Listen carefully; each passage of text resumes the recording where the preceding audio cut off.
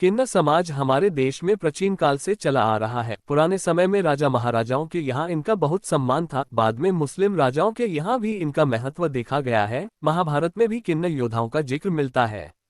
आजकल ये समाज वंचित महसूस करता है। इसी विषय पर हमारे ब्यूरो चीफ राजीव आनंद ने किन्नर गुरु ललिता जी से बात की कि आजकल क्या क्या समस्याओं का उन्हें सामना करना पड़ता है और वह समाज को क्या संदेश देना चाहती है। एक रिपोर्टर। हमारे साथ किन्नर समाज से ललिता हैं, जिनसे हम बात करेंगे कि उनको क्या क्या परेशानियां आती हैं और क्या क्या फ़ायदे हैं, क्या क्या नुकसान हैं। वो अपने सब समाज के बारे में, अपने बारे में सब कुछ बताएंगी। ललिता जी बताइए। पहले तो सारे शहर क्षेत्रवासियों को मेरी तरफ से नमस्कार। जय श्री महाकाल, हर हर गंगे। सबको सब कैसे हैं? अच्छे हैं। मेरे शहर के सारे वासी अच्छे रहें, खुश रहें, मेरी यही मनोकामना है, यही दिल से दुआ है सबके लिए। और दूसरी चीज़, मेरे शहर के सारे लोग बहुत अच्छे हैं। अपने घर में खुशियों में हमें बुलाते हैं, हम जाते हैं, अपनी रोज़ी रोटी में से कुछ हमारे लिए निकाल के रखते हैं, हम लेके आते हैं। और ये जो समाज में किन्नरों को लेके भ्रम फैलाया जा रहा है, समाज में किन्नरों को लेके गलत गलत बातें फैलाई जा रही हैं, सब किन्नर बुरे नहीं होते। किन्नर सब दिल के अच्छे होते हैं। हमें तो वैसे ही वक्त ऐसा ने बनाया होता है, हम क्या किसी का बुरा करेंगे। आप लोगों के घरों में खुशियाँ आती हैं, हम किन्नर आते हैं, खुशियों में आके नाचते हैं, दुआएं देते हैं, आपके बच्चे अच्छे रहे, आपकी बहू बेटियां अच्छी रहे, सब अच्छे रहे। और आपसे कुछ हिस्सा, हमारा जो हिस्सा होता है, आपसे मांगते हैं। और हमें ये मांगने का हक किसी सरकार ने, किसी ने नहीं दिया। हमें ये मांगने का हक हमारे राजा राम जी ने दिया है।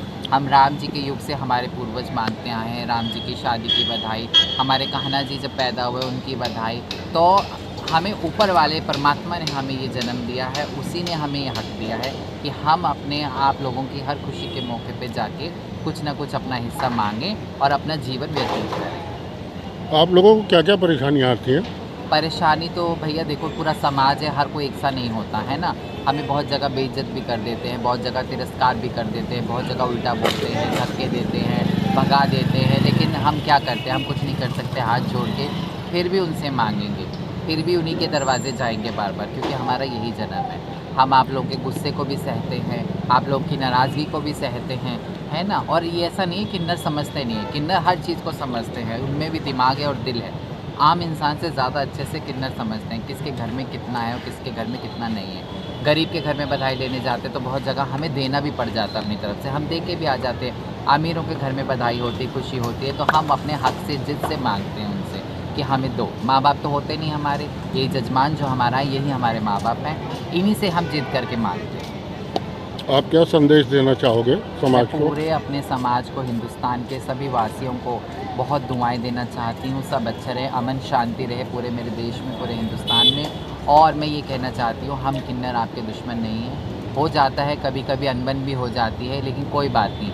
हमें भी समझ के अपने घर में खुशियों में आपके आते हैं, हमें भी अपने हिस्से में से कुछ हिस्सा हमारे लिए भी निकाला करो, जिससे हमारे घर भी चले। मेरे घर में छोटे छोटे किन्नर हैं, 2-2 साल का, 2-2 महीने के, 3 साल का किन्नर बच्चा पल रहा है। मेरे बुजुर्ग हैं, 60-70 साल के बुजुर्ग हैं, सबको हमें देखना होता है।